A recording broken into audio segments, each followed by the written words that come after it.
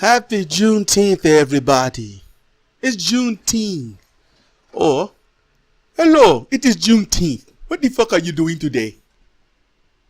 Either way, it's a day I'm not going to sit here and go through the history of because I really don't know jack shit about it.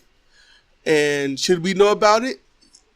We're not obligated to know about it. That's pretty much how I see the term as should. So, but it's a day that is absolutely important to know about other Independence Days, which would be African Americans' Freedom Day into slavery. I mean, you leave the N-word screamers. I mean, the only reason that it is that way is because what?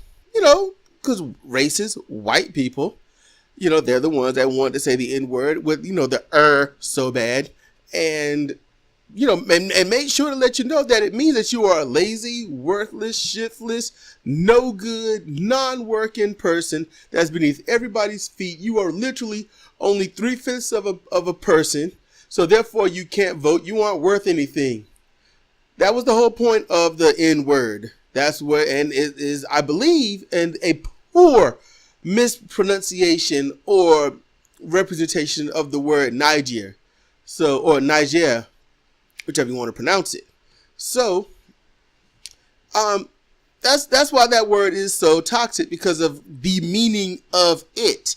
It used to be in the dictionary. It was in the dictionary for quite some decades. I mean, that's what it was. And if you looked up black, darkness, bad, evil, and that N-word was there. And that was in a 1976 nurses dictionary. All right. So, I mean, just saying. But Sidra was here and she's talking about Juneteenth. Not like you think, Blackish covered that a lot. You want to learn about Juneteenth, learn about it from Blackish. But we also learned last year about Columbus Day. We learned the year before that about Columbus Day, about who Christopher Columbus was.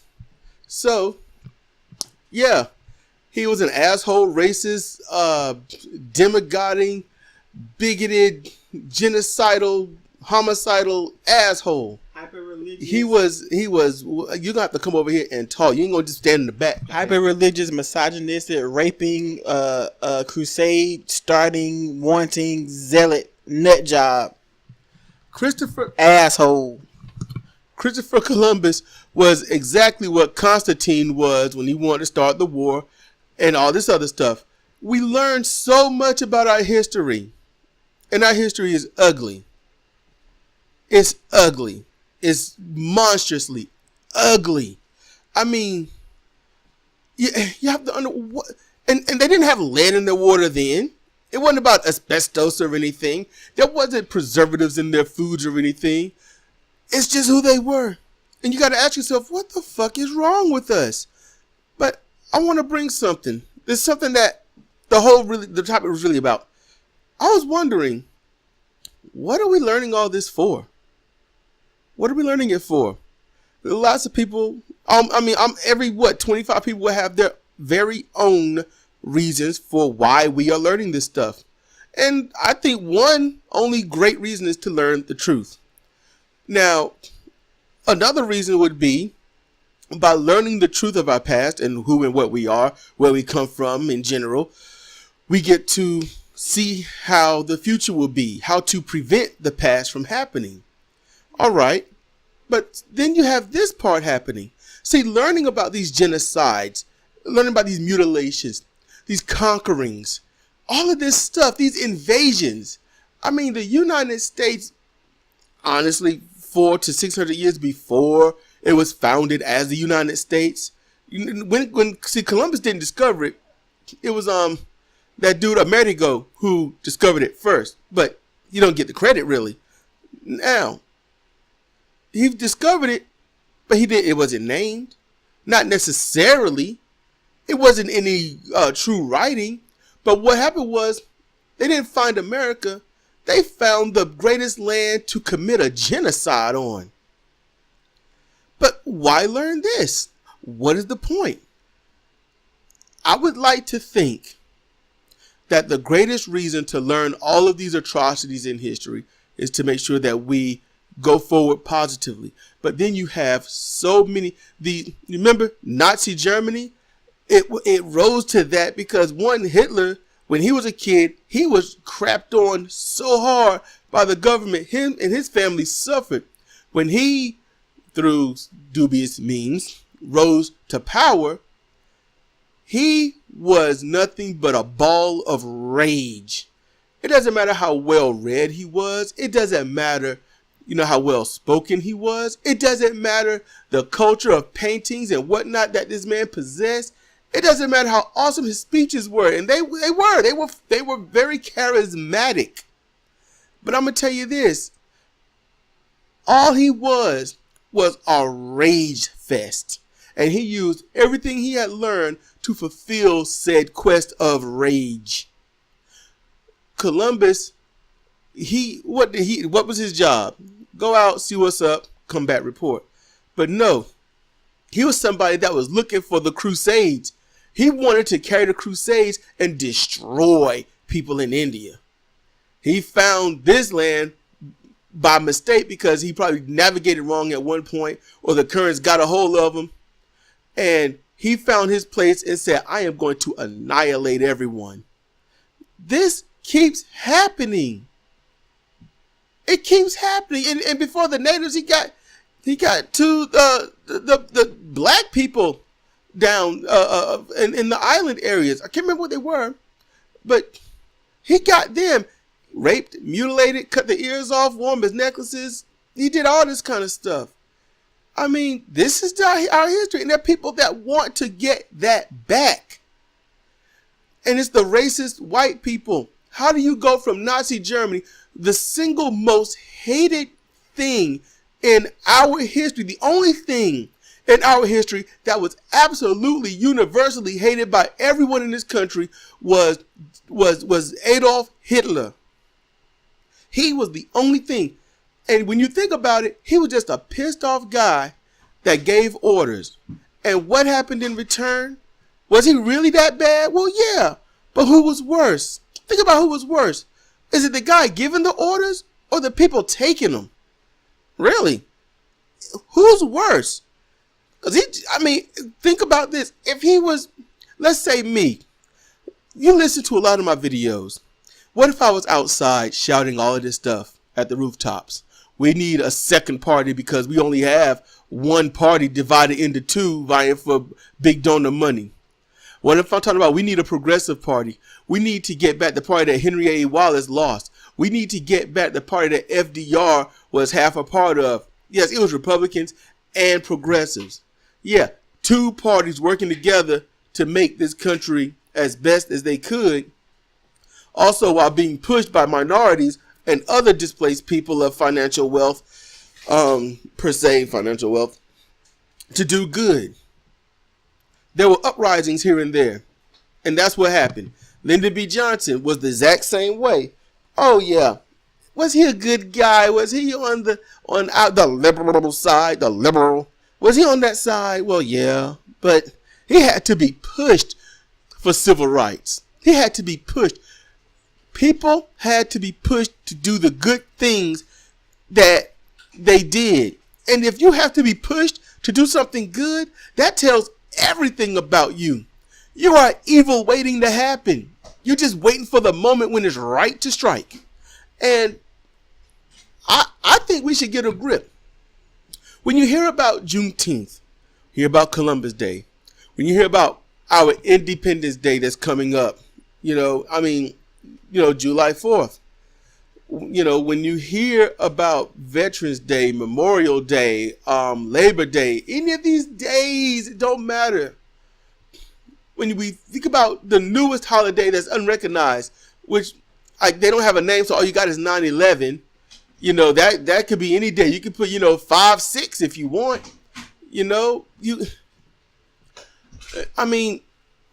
I guess it should be Building Falls Day or Falling Building Day or Terrorist Strike Day or whatever you could come up with. But when we celebrate that day, what will we be celebrating it for? Because we already celebrated, but it will have a name. It will be recognized. What will be celebrated? Because think about it. You will celebrate in memory of those lost on one of the greatest terrorist attacks on United States soil. But nobody wants to sit and remember the greatest genocides on this land's soil. Nobody wants to think about how Mount Rushmore is a gigantic slap in the face of indigenous tribes because that was built on sacred land. Nobody wants to talk about that. If everyone was as up in arms about that, the Keystone Pipeline spraying toxic chemicals into the black and brown people's neighborhoods because, you know, the white people don't want it. If people actually wanted to acknowledge the only remaining atrocity left in this country, and that is the ideology of racism. If people really wanted to make a change, they would acknowledge that and realize that it has gotten us nothing. It has gotten us nothing but death, destruction, emotional, mental, and physical segregation. Just because it don't say white and black only on any fountains and stuff does not mean that white and black only don't exist, because it then went from that to, it went from black and white on fountains and stuff to who pay the most taxes. That's what it's gone to. So if you pay a lot of taxes and you black, you ain't got shit. If you pay a lot of taxes and you white and you have a higher chance of a better job and higher pay, you don't really feel it. So therefore you get to live in a bubble. Oh, I'm tired of paying all these high taxes. Well, you're paying high taxes because black people living on welfare. What? Well, why should I pay for them to do all what they doing? They got it good. Well, why do you think they have it good? Because you hate them. That's why. You think anybody you hate has it good. If it sucks, but if you listen to Benjamin Dixon, although he knows better, when he talks, you would think all white people were evil, angry. I mean, just like every white person came out of a Spike Lee movie. That's what you would think. Black people, I hate. That's all that would be. And we got to fight that racism.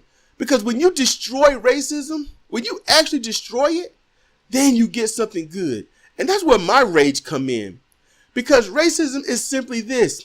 I don't like you because, and there's nothing. If I don't like somebody, it's because of what they usually did to me. I admit, do I have my stereotypes about white people? Yeah, I do. The thing is, I don't fucking believe them. That's what's messed up. I got this shit in my head because it's not, do all white people do the shit that I think? No, I don't think so. If they did, oh my goodness, how have I fucked myself up? But the things that I had observed, and all my stereotypes come from movies. I don't necessarily have any real life stereotypes. I don't. And then when I do see the slightest little thing in real life that is perfectly resembling the movies, I'm fucked up. I'm like, oh crap, that's true. I mean, for just small examples, like white people walk around their house barefoot. They don't care. They'll put their nasty bare feet all up on their couch. They walk around on the crap outside and track it inside on their shoes, and they'll just get on the couch with their shoes on the couch too. I mean, I'm like, don't you want to have a clean home? Don't you want this and that? That's what I'm used to. When I was growing up, you didn't see that with black people. Like, you better get your shoes off that couch. I'll knock you out. You get your shoes off that table. You'd have lost your mind. Yeah, but see, in movies, it's different. So, I mean, I'll admit, even in the Cosby Show, it was, don't put your feet up on that table. People eat off that table. What's wrong with you? You would get that. But never saw that in white TV shows. It was strange. I'm just saying, certain stereotypes I do have. And when I see it, I'm like, oh, crap. That's true. And I don't like it. I don't like when I'm right. I hate that. It's not cool because when I'm right, it just shows things are fucked. But, you know, at least I know where my thoughts come from. I know why I have them. And are they rooted in hatred? No. For me, I just don't. I'm pretty much near a germaphobe. I saw, oh my goodness. I get on, I'm going to make it personal. I get on Sidra and my daughter for when they handle shoes, they take the shoes off, they like to grab the bottom of them. And see, me, I get crap that likes to collect in my eyes from the tear ducts. So I got to get into my eye and get stuff out of it all the time. So when I see that, I cringe. And Sidra used to cringe watching me dig into my eye. Oh, she says she still does while she's picking her teeth. But it's just, I mean, everything comes from some place, but why it comes from there is very important. I know me, and I have this strong feeling that the great majority of us on this planet don't know themselves. They have no idea of self. They don't know if they're important. And if they think that they're not, then they get Napoleon complex. If they're small, they got little man complex. If they're large and they got money or they're well off and they know that they're kind of a little leader in their little tight knit area, whatnot, they get a God complex. Every business person has a God complex. So every business person needs to make sure they do what they can to do what? Stay in charge. So if they stay in charge, that means what? They have to whitewash history to an extent. They have to make sure you don't know where you come from. And if you don't know where you come from, then you don't know what you're fighting for. All these racists know is the black people are on welfare when the majority of white people are on welfare, and there's not as many black people on welfare. I mean, when black people make up roughly 12% of the country, when just a few years ago it was 13, and then about 3 decades ago it was 20% of the country. Black people are getting smaller and smaller, and white people are getting larger and larger. And white people, it's singularity, they're getting larger. But when it comes to, as I mentioned in a post before, she's like, no, they're not. When it comes to all the minorities as a whole, white people are shrinking drastically. But when it comes to individual minorities, white people are the majority. They just make up 1 to 3% of the country. It keeps fluctuating. On average, it's like 1.8 on average. Black people making up 12 to 13%. It keeps fluctuating every 5 years, but it seems to be getting lower and lower and lower. And Mexicans that come in or born here, or Spanish people that come from abroad from Spain, they make up 20%. Muslims, and anyone, basically Middle Easterns in general, they make up about, I think the last graph I saw was 9.7%. As you add up every single thing, and I mean, when I talk about white people, I'm talking about white people here. Normal, regular, everyday, what you look out at TV or at Walmart or whatever store you go to, or stores you go to, just average, everyday white people, they make up the majority when it comes to an individual race, whatnot, of this country. But when you go collectives, minorities got white people annihilated. And white people are worried about the browning of the country. I'm like, that has to happen. It has to happen. But the racist white people, mainly the 37% that are still saying Trump is perfect, there is nothing wrong, we need to annihilate any and everything around us because LOL is not us. Those are the ones that are holding on. They're fighting. And that's just a tiny number of racists. That is. So I wish you could just put them all in one spot. I wish that could happen. I wish that we could just get rid of them. Because we need forward-thinking people. There's a lot of white people on this planet. There's no way there's going to be a white genocide. It's not possible. Okay? It's just not possible. So they don't have that argument. They don't. They want the brown people to leave, but you know what? You want to be mad at black people. You want to be mad at Mexicans. You know what? Blame your ancestors. Because they bought all of us here. They trapped all of us here. They put us in camps. They made us breed. They segregated us and made us as strong as we could be to do all their work.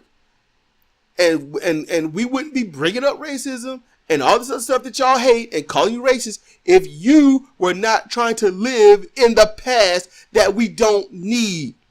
You want to whitewash everything in the name of business, money, quote unquote self-preservation. You want to do all of this stuff while shouting at the rooftops that is moving forward, is doing the right thing, is protecting a heritage. I'm going to tell you right now, if I found out my heritage was all about hate and mutilation and warmongering, fear-mongering and stuff, you know what? I personally feel like this. I'd be too good for those people. I would be way above them. Because there's got to be more to life than hating somebody just because they're not you. Or hating somebody because they're not just because they're not you, but because your mommy and your daddy told you to. There's got to be more than that. You've got to want to be better than that. Because once you abolish racism, that means you start getting rid of classism. If you can get rid of classism and capitalism as the greedy, corrupt thing that it is, and at that point, as I've said so many times up here, you actually get what you need, a forward-thinking society. And it don't take much. All this could happen overnight. Racism can go away like that. It's so easy. Just don't be racist. It's so easy. It's so easy. It strikes fear into your heart. Well, if I'm not racist, then what can I be? Hey, man, if I can't hate white people, then what's up? It's like, what the fuck is wrong with y'all? Ask yourself that. I don't really know what else to say. I've given the solution. I know the solution. We all know what the problem is. And so you got to ask yourself, when you hear about these holidays and all of these atrocities, why do we remember and celebrate or whatnot these days if we are not going to do anything to change the future? And the future is always the 5 minutes that you're not in right now that's ahead of you. Every 5 minutes is the future, and the future can always change by just not being what we were in the past. I get how hard it is to change your past. But can't it be easy to change the past of people who aren't living anymore, that ushered all of this crap into our lives without consent? Aren't you tired of being raped of self? Because you need to find who you are. Do you want to be out there having fun and chilling and hanging with people and just enjoying life? There's a spray can with some stupid looking girl on the back of it where it says shake can, spray, enjoy. She got her head lifted and like, it's enjoyable. Look dumb as shit. But that's what we promote in life. So isn't that what you want? In truth, I would love that. I would love to be able to enjoy life like that.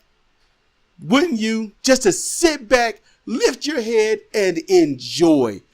Honestly, not enjoy because you can block out the pain, the misery, the hypocrisy, the mendacity, the corruption, the mainstay political careers of those who've done nothing but destroy us hand over fist for the money given and gifted and charity to them through foundations by big donors that only care that we're alive because they can get money from us and our hard work or our suffering. Those that take life insurances out on people that we love because they know they're dying. People who have no problem spraying pig shit and piss in the poor people's yards because other people, white people, don't want it. People that can go against 50 to 150-year-old treaties and Supreme Court orders, and annihilate an indigenous person's land for oil that's not even needed. Because protecting old money is more important than protecting the current and new people. That's what I'm asking. Who are you? What are you? If you're religious, live by what you espouse. Live by the fact that you're supposed to love and cherish and whatnot. And since religious people love cherry picking, remove all the hatred, fine. But at least live up to everything that you're talking about.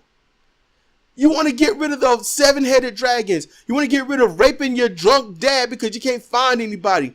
You want to get rid of the nature of the beast and all this other stuff. You want to get rid of all that and whitewash it out your lives and out your Bible and just listen to and just go to church and get the word. You know what? Do it.